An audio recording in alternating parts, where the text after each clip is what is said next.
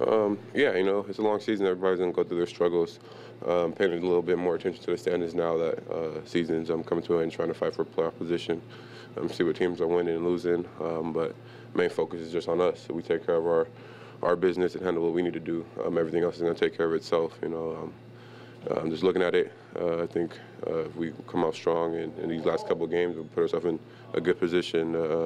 Either move up a couple spots or sustain what we have now and just build what we need to build to go into the playoffs. Since there's so much chaos both below you and above you, is it, you're just sort of talking about it, but is it impossible to focus in on getting a particular matchup or anything like that? I don't think I'm really focused on it. Yeah. I'm really just focused on what the team needs from me and what we're trying to come together and do game in and game out each night. The chaos in the NBA, that's what it is, especially in the East. Everything's so nip and tuck in the standings right now with teams losing one game, half a game behind. So a lot of teams are fighting for playoff position and trying to figure it out.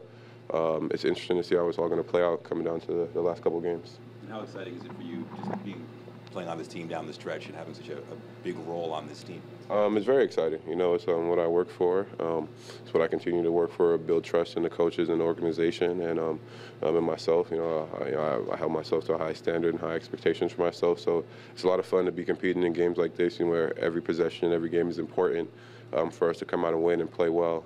So I'm really looking forward to these last couple games and then definitely going into the playoffs. How confident are you feeling heading into the playoffs? I'm very confident. I'm confident in the work that I've put in, but the work the team has put in. We've gone through a lot of up and downs this year, and we've always come out strong and come together. And the chemistry we have with the two new guys coming in, we're building. And then when Kalo comes back, I think it's going to put us over the top. What Kalo brings, and then with Serge and PJ Tucker. So it's very exciting what we can do heading into the offseason, postseason.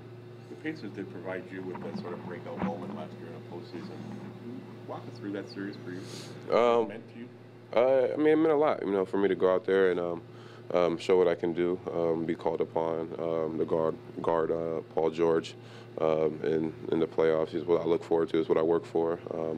I was just going out there and trying to make an impact on the defensive end. Kyle and DeMar were the ones that were carrying the load offensively, and just being ready for when they pass the ball out to me to hit my shots and do what I do with confidence. They're in my ear about playing with confidence and being aggressive. If I get a defensive rebound, pushing it in transition, not always looking to them. They had a lot of confidence in me, and I had a lot of confidence in myself, and I was just able to go out there and just compete all out on defense. I think it's safe to say that breakaway dunk in Game 5 might have been a season-saving moment. Everybody says that. It was a big play. I saw the pass lane open to be played, and I went for it. I got the steal and was able to tie the game up, and was able to win the series. But I think it was more the team. T. Ross hit that big three coming down the stretch in the corner that enabled us to bring it into two, and then I was able to get the steal. So, it was a collective of plays that happened down that whole stretch to make us have that comeback. Are those moments you remember, though? Yeah, everybody talks about it. You see it every now and then on NBA TV Canada when we're up at the Biosteel for breakfast, showing that play. This definitely was a big play for me, and it's highlights of my rookie year.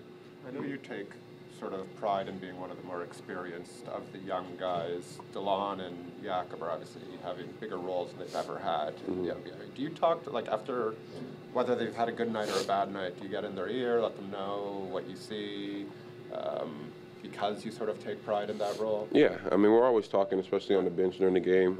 Me and DeLon, especially, because we're playing together. Yeah. So I'm asking him what he sees, what we need to go out there and do, what his reads are, and how we just need to go out there and play together and make sure we keep the energy up and try to make a difference and impact when we're going in to get stops. And then, we're all talking with Jakob after the game on, helping him with his reads and screens and coverages. And I think the young guys do a great job of sticking together, talking to one another, hanging out, and just growing together. And I take pride and responsibility of being the more experienced one and the one that kind of leads them and helps everybody get organized and talking to them and keeping them motivated and focused on what we need to do. You mentioned chemistry.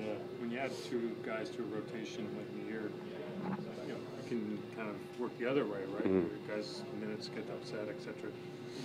Why does this team have good chemistry internally, and why do you think it does? I think this team has great chemistry just because we have so many selfless guys.